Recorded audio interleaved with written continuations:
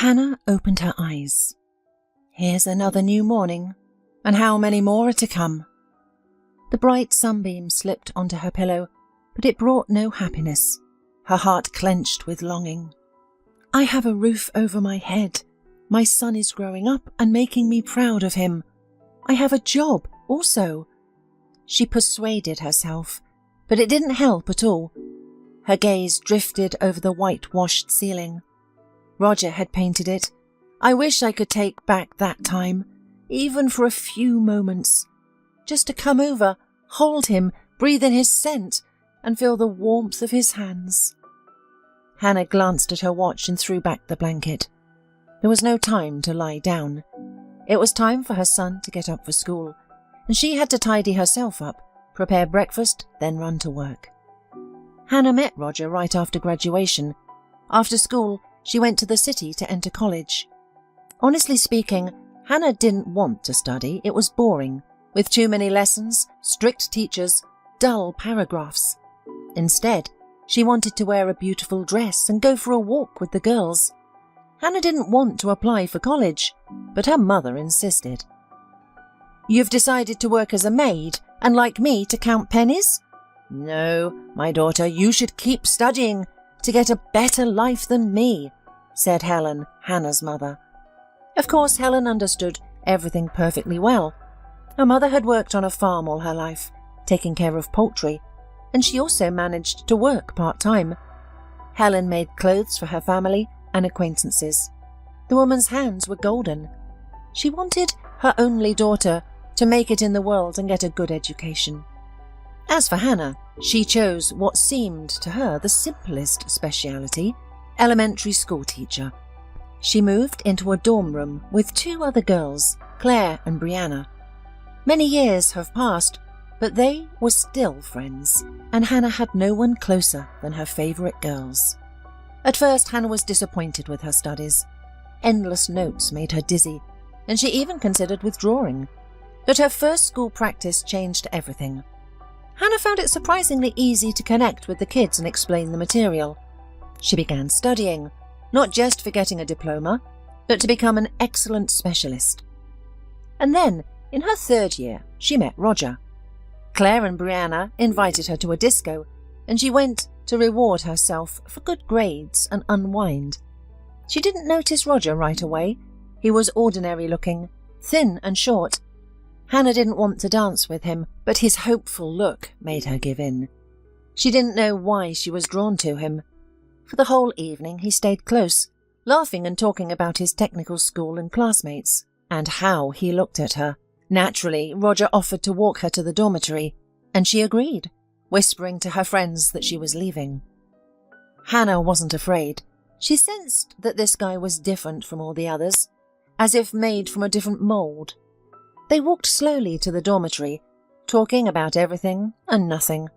Fluffy snowflakes swirled gently. The city glowed with holiday lights, and Hannah felt so calm and content. The next day they went to the park. Roger bought ice cream. Nobody eats ice cream in winter, Hannah laughed. And you and I will, to remember this day forever, the guy said, winking. Roger had been visiting Hannah almost every day. He'd pick her up after classes and they'd go for walks. And of course, at some point, she even began to study less. How could she concentrate when all her thoughts were with Roger? It was as if they were truly two halves of a whole. He'd start a sentence, and she'd finish it. They liked the same movies and music, dreaming of a big, happy family. I'm the only child in my family, so I want at least two, Roger said. He adored children, and Hannah felt he'd be a great father. When Hannah graduated, she took Roger to her native village to meet her mother. He made a good impression on his future mother-in-law. During his 3-day visit, Roger didn't sit idle. He chopped a month's worth of firewood, repaired the fence and fixed the sockets. He's a worker, her mother said. If you want to marry him, I give my blessing. Thus, when Roger proposed, Hannah was overjoyed, as if wings had sprouted behind her. By then, Roger's mother had married a man, leaving her son a tiny house in suburbia. After selling it, Hannah and Roger bought a small house in her settlement with a nice yard and bathhouse. They lived happily. Hannah worked as an elementary school teacher, and Roger worked on the farm as an electrician. They lived well, went to town, bought new clothes, and once Roger gave Hannah a bottle of real French perfume. She laughed. "Where would I wear perfume, in the village?" Roger replied, "You're the most beautiful, and you should smell better than anyone else." Hannah kept the perfume. Sometimes she'd take out the heavy bottle, breathe in its fragrance of happiness and serenity, and cry into her pillow, "I should give this perfume to Claire or Brianna. I always cry at the memories. On the other hand, it's all I have left of Roger, of my former happy life. Then there's Luke, a copy of Roger. Eyes, voice, even facial expressions are the same. Can it be? It's fortunate we had time to have a son. Otherwise, I would be alone now." When Hannah was 5 months pregnant, her mother died. She kept complaining about her heart, but didn't hurry to the hospital. Summer, vegetable garden, household chores. She didn't have a minute to spare. Hannah found her mother herself. She came in after work for some reason, and there she was, lying on the floor with her arms spread out, looking up at the ceiling with a slightly surprised expression. God only knows how Hannah survived it all. It was good that Roger was around. She had to live for him and their future child. Hannah gave birth to a healthy, strong boy right on time. They named him Luke. Hannah doted on the baby, and Roger was such a caring and loving father. Luke seemed to grow not by days but by hours. Admiring his son, Roger talked more and more about having a second child. He still wanted a daughter. Hannah's mother-in-law began visiting more often to babysit her grandson. Annette looked down on her daughter-in-law. She liked it when Hannah obeyed her unconditionally. From her first visits, she began to establish her own order in her son's house. Hannah disliked her mother-in-law, knowing that after the death of her first husband, Roger's father, the woman was focused solely on her personal life, practically ignoring her son. She had no luck in her personal life. Until she met her current husband. Hannah, having become a mum, promised herself that Luke would always be her priority, no matter what happened in their lives. And then grief came to her house again. It was Luke's 4th birthday. Hannah remembered that day vividly. It was a beautiful spring day. She finished cooking dinner, took her son by the hand and left the house. They walked along the country road, looking for Roger coming home. But instead of her husband, Pavel, a colleague of her husband, was walking toward her. "Hannah, hello," he began, and for some reason, the woman turned cold when she saw the man's eyes. "Let's go inside. I have something to say." "What's the matter with Roger? What happened?" Hannah squeezed her son's hand so much that the boy shrieked in surprise. "Hannah, I'm sorry. The paramedic came, but it was too late. They were changing the wiring. Something shorted out, and Roger—" "Can you hear me? Hannah, are you okay?" She heard his voice as if from afar, settling on the dusty country road. "Roger's gone? How will I live without him?" flashed through her mind before she fainted. In the morning, her mother-in-law arrived. Glaring angrily at her daughter-in-law, the woman hissed at Anna's quiet greeting. "It's all because of you!" But why do you say this?" "Because he worked days and nights," Annette continued. "He never saw the light of day. Everything to pamper you, and you just sat at home. If it weren't for you, my son would still be alive." Hannah said nothing then, listened silently and went to her son. Sometimes she herself thought she was to blame for her husband's death. So Hannah was left alone in the world, without a husband, without a mother. Only her son was growing up. Luke, her light, her joy. 8 years had passed since his death. Luke had grown up, but he was acting out a lot, growing up without his father's supervision, not obeying his mother at all, and Hannah couldn't scold her son. How could she scold him when she wanted to hug him and stroke his head? Having washed her face, the woman entered her son's room. "Get up, Luke," Hannah said, opening the curtains. The boy was asleep. On the floor lay a flashlight, and on the pillow a book, Robinson Crusoe. "Luke, you'll be late for school." "Okay, Mum. Just one more minute." "Did you read all night again?" "Not all night. Just half." Luke got out of bed and started warming up, squatting and waving his arms. Hannah smiled and went to make breakfast. When did he grow up so fast?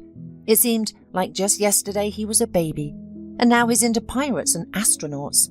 He's making planes out of cardboard. He'll bring home a bride soon enough. Hannah turned on the stove, put the coffee on and poured 4 eggs into a frying pan. Today she had a free day, a day off, even though it was Wednesday. She could clean up, do laundry and cook something tasty. By evening, Bill promised to come by. Will he? He's a master at talking, but he doesn't always get to the point. Hannah poured herself some coffee, sat down across from her son and watched him eat. Luke was devouring his scrambled eggs with gusto. After breakfast, he stood up, kissed his mother on the cheek and went off to school. Hannah went to the window to see him off. An inexplicable longing tugged at her heart. What if one day he packs up and leaves? Not to school, but to another life as an adult, and she'll be all alone. Bill? Why did she get involved with him? Bill was known as the local Don Juan, always with one woman or another. As soon as he divorced his wife, he started going out. His ex-wife had long since found someone else, and Bill was left alone and started visiting Hannah, first just to talk, then for something more serious. Hannah knew perfectly well that Bill wasn't her match, and she had no plans to marry him. He was only good for passing the time. She couldn't rely on him for anything, but he did know how to give compliments, which was nice. Sometimes Hannah even thought she might be in love with him. Today, Bill said he'd drop by in the afternoon. Who knows, maybe he'll come. Hannah leisurely tidied up the house and sat down with a book in her favourite chair. After a moment of thought, she set the novel aside and went to the dresser where she kept her linens. Opening a drawer, she pulled out a cherished bottle of perfume, applying a drop to her neck. A bit of feminine joy. At that moment, there was a knock at the door. "Bill, you're here. I'm glad to see you," the woman said, opening the door. The man looked at her with a self-confident smile. "Were you waiting?" "What does it matter, since you're already here?" Bill kicked off his boots, went into the living room and sat on the couch. "You're a beautiful woman, Hannah. Do you think maybe we should get married after all?" Hannah looked at Bill, unsure if he was joking or serious. "I remember you got married once already. Wasn't that enough?" "It was enough," Bill laughed and pulled Hannah to him. When Bill left, Hannah realised, Luke will be home from school soon, and I haven't even made dinner. She peeled potatoes, put them on the stove and fried meatballs. Bill's visit, as always, left her with mixed feelings. Did Hannah think they should still be a family? Of course, she did. It was hard for her without a man, and Luke needed a father. But Bill was so unreliable, so careless, and that stopped Hannah most of all. And then a few days later, Hannah found out that Bill had started visiting Daria, who lived next door. To her surprise, she was both upset and relieved. On the one hand, she was offended that she had been so easily exchanged for another woman. But on the other hand, Hannah felt a strange freedom, as if deep down she had been burdened by this strange relationship. In any case, she began to treat Bill like an ordinary acquaintance. She could drink tea with him, talk about this and that, but she would not let him do more. And Bill put on a mask of surprise and incomprehension of her coldness and alienation. One Saturday morning, Hannah decided to go to the city. It was time to visit her mother-in-law. She tried to keep in touch with her, at least for her son's sake. So she sometimes brought pickles and jams she made herself. She always stayed only a short time and returned to her son. After loading the jars of pickles and jam into her bag, Hannah wandered to the bus stop. Suddenly a car pulled up near the bus stop and the door opened. "Are you waiting for the bus?" the driver asked. Hannah squinted at the man. He was pale, grey as a faded sweater, bald, with glasses and a skinny face. "Yes, I am," she nodded. "Why?" "Oh, just, the bus ain't coming." The man waved his hands. "There was an accident. I was just driving by, so you don't need to wait." Hannah sighed. "Probably I should give up on the trip," she thought. "And you're going into town?" the man asked, looking at Hannah. "I can give you a ride." The temptation to drive to the city was stronger than her fear of the driver, and Hannah nodded. "Let's go, if it's on your way." Picking up her bag, she settled into the back seat. The car started up. The driver suddenly introduced himself. "My name is Patrick. And you?" Hannah shuddered. "I'm Hannah." She became embarrassed under Patrick's attentive gaze, her cheeks flushing. The conversation flowed smoothly into her visit with her mother-in-law. The man shook his head. "Why didn't your husband help you carry the bags?" "He couldn't," Hannah lied, blushing again. Patrick turned out to be a pleasant man. He worked as a cook in a restaurant and talked about his work and hobbies. The woman found herself liking Patrick, hanging on his every word. "And what a pleasant voice he has. I could listen forever," she thought. "Here we are." The car stopped in front of her mother-in-law's house. "Thank you. How much do I owe you?" the woman asked. "Don't insult me. It's a sin not to give a ride to a beautiful lady." Hannah felt embarrassed again, but there was no arguing. Patrick firmly refused to take the money, and they parted ways. After wishing her a good day, Patrick got into the car and drove away. Annette's apartment was spotlessly clean. The woman looked at Hannah with disdain and reluctantly invited her in. "Come in, I'll pour tea," the mother-in-law said as she walked. The conversation was short and practically meaningless. What did Hannah expect? Annette had never been warm towards her. She was probably still accusing her. Well, at least she adored Luke. After brief meeting, saying goodbye, Annette slipped Hannah some money for a present for Luke. "Let him visit during the holidays. I'm always glad to see him." For the first time, Annette smiled, and it suited her well. "Of course he will." Hannah nodded and left the apartment. The weather was wonderful.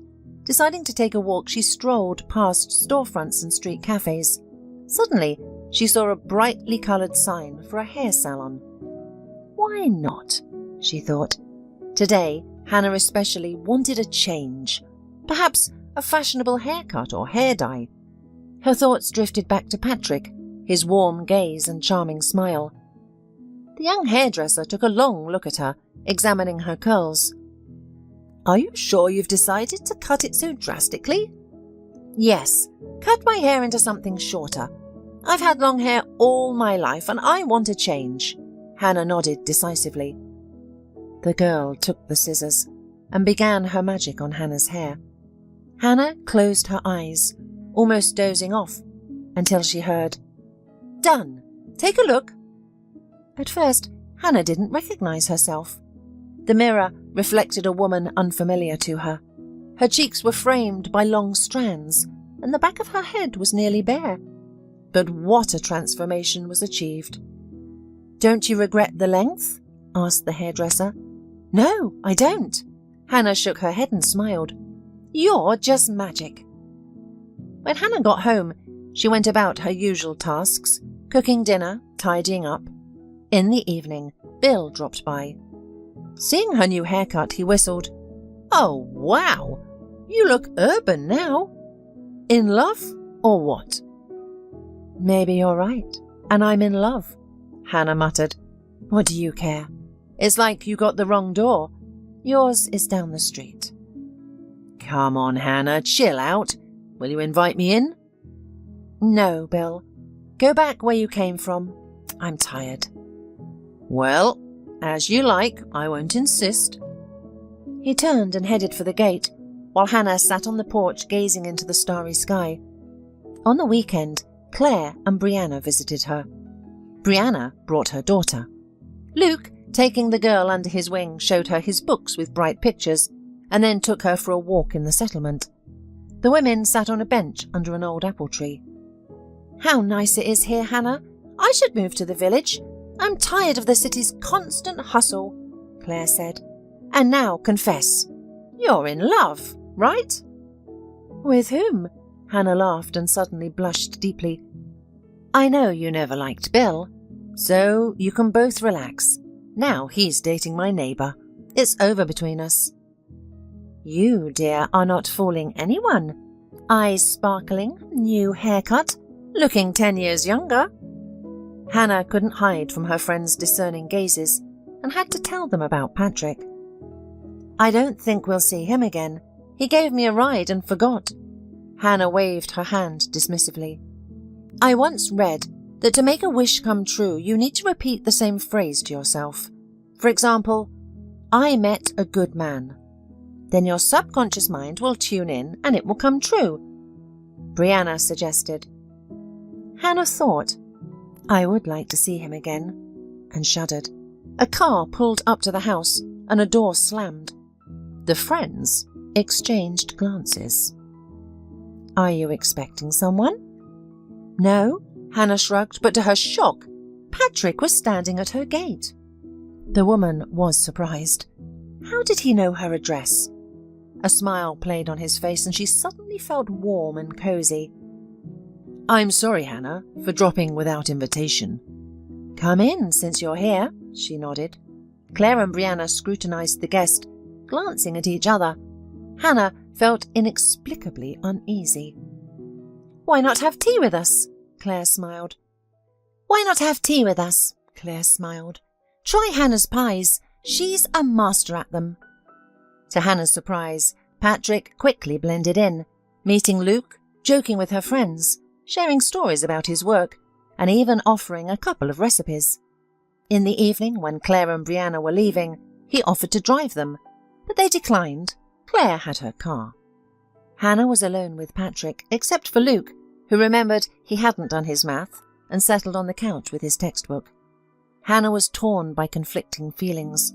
On the one hand, she felt like she should hint to Patrick it was time to leave, but on the other, she didn't want him to go. "Oh, I forgot to say why I came." Patrick slapped his forehead. "I'm getting old. Memory's failing. I found this in the car the next day." He took a tube of lipstick from his pocket. "Here, you dropped it in my car." "Mum, I can't do the task," Luke suddenly said. "Let me see." Patrick took the textbook from the boy. Hannah watched the two heads bent over the textbook with a kind of pinched longing. It was Roger who should have been in Patrick's place. When the task was over, Hannah suddenly said, "Luke, go to your room. And Patrick, it's already late. I'll see you out." The boy collected his books and left. Patrick looked anxiously at Hannah. Have I offended you in any way? Have I embarrassed you?" "No. Well, it's just that it's really time for us to go to bed. I'm sorry, and thank you so much again." "Okay, but please forgive me if I've done anything wrong." Hannah nodded and walked her guest to the gate. "I just want to say one more time." Patrick hesitated, looking at Hannah, then at the apple tree growing near the gate. "I'm sorry. I really don't know why I came here. I just liked you very much. You're a really stunning woman." "Beautiful?" Hannah interrupted him. "You just came because you liked me. And why are you all like that?" "Like what?" Patrick asked in surprise. "And then what? You'll come here on weekends, right? Or when Luke won't be home? Just to have a good time with a beautiful woman. But there's no one to fix a fence or an outlet. You know? No one. Just words. Beautiful woman. Take my advice. Look for another beautiful woman and drink tea with her." Hannah abruptly turned around and slammed the gate as hard as she could. Tears came to her eyes, and she wanted to howl with hopelessness. And how many more of these will be in my life? Bill, now this Patrick has fallen on my head, they need to relax, have a good time. And why not? They see that I am a lonely woman. They think that I hope for something, so they go to me. When will it end? And that stupid haircut. The woman went into the kitchen and sat down at the table, clutching her temples with her fingers. Thus she sat, almost till midnight, motionless, hunched, thinking of her unhappy fate. Maybe I had too much happiness with Roger, so God decided that I had had enough and didn't need to hope. Nobody needs me, only Luke, and therefore for his sake I must live. The woman fell asleep only in the morning. The whole next week passed as usual. Work, home, conversations with her son. Bill visited Hannah twice, and both times she sent him away from the gate. He promised that he would certainly fix the outlet and the fence, and even the roof. But she didn't want to talk to him. Let him go to his girlfriend and make empty promises that he has no intention of keeping. Sunday morning, the woman woke up early. She decided that today she would devote the day to rest. Of course, it would be possible to clean the house or wash the laundry accumulated during the week, but their work week was not easy, and Hannah wanted to sit in her favourite chair with a book, to talk to her son about this and that. Hannah lay in bed for a long time, then slowly got up and woke Luke. Together they cooked pancakes for breakfast, and the woman suddenly realised that she felt happy. How good is it when you are in no hurry, just to be next to your son, and not think about anyone? "Mum, there's a car outside." Luke looked up from the pancakes and peered out the window. "Is it coming towards us?" Hannah glanced in surprise at the car pulling up to the fence. "Patrick? What does he want? I made it clear I didn't want to see him any more." The man got out of the car. Hannah frowned.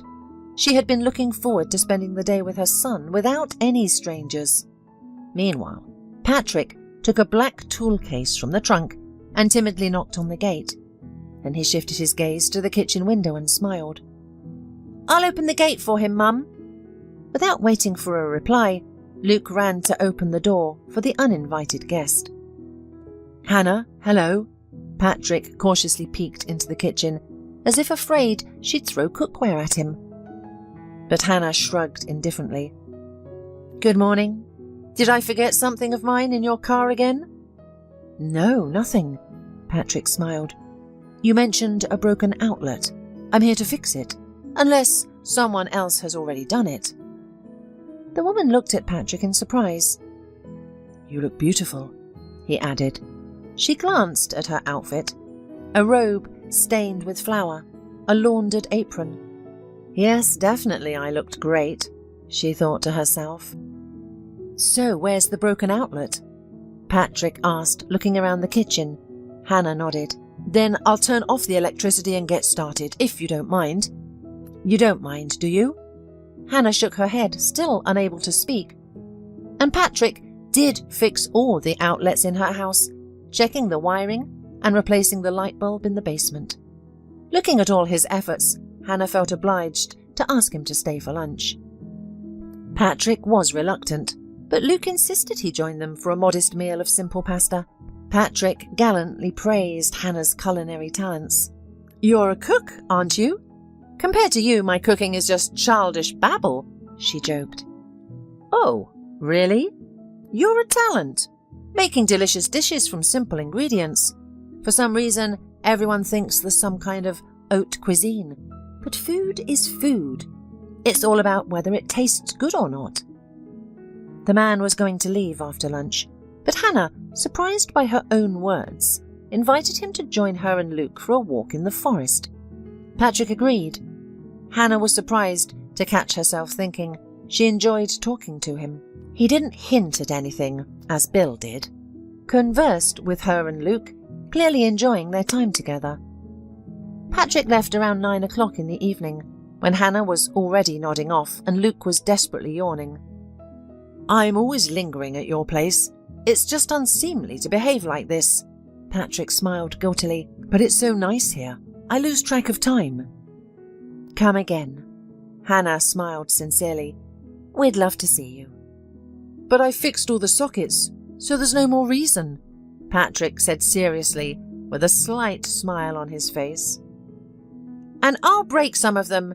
You can fix it again, the boy suggested. You don't have to break anything, Hannah said sternly to her son, though her lips spread into a smile. Come on, we'll be glad to see you. The man began to visit every Saturday. He brought Luke intricate construction sets, shared adventure novels from his library, taught Hannah how to cook a few Italian dishes, and fixed her washing machine. The woman had grown accustomed to Patrick's visits, but she couldn't understand why he came so often. He never outwardly expressed any affection or tried to hug or kiss her. He acted more like a friend or even a brother.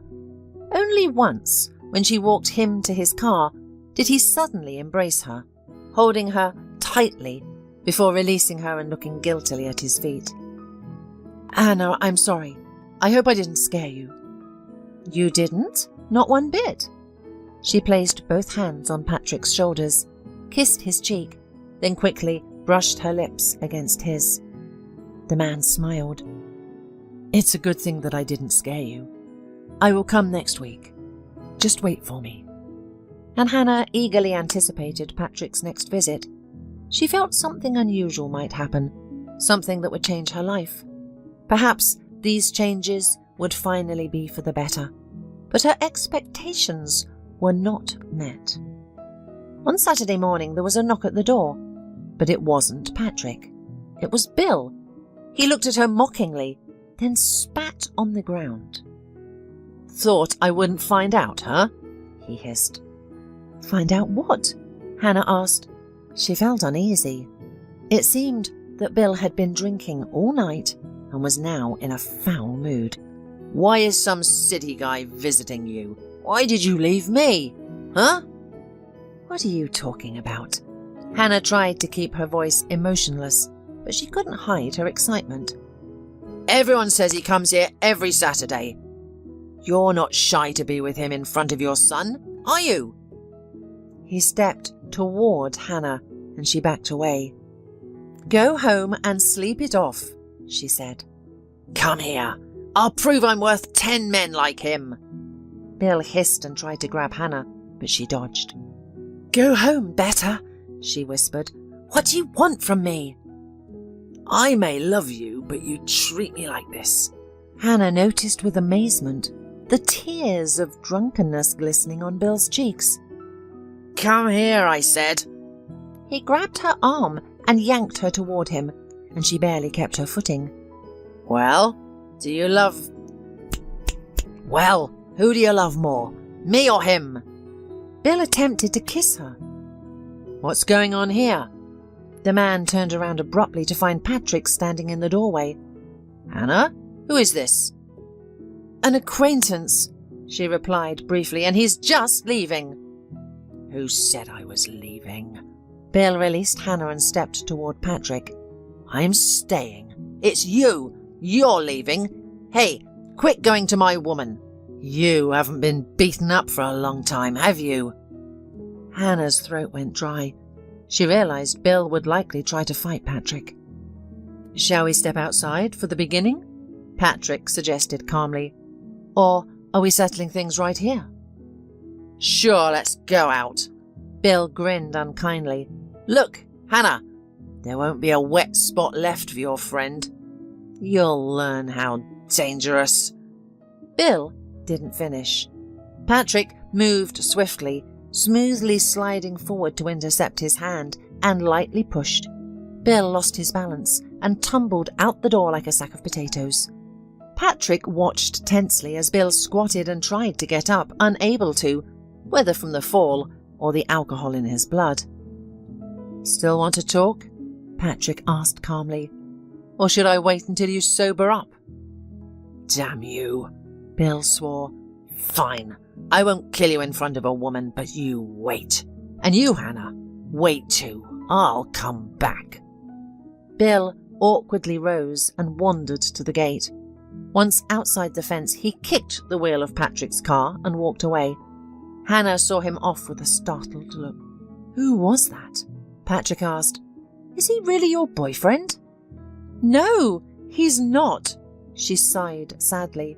"He's my mistake. I got involved with him and now he's decided I belong to him for life.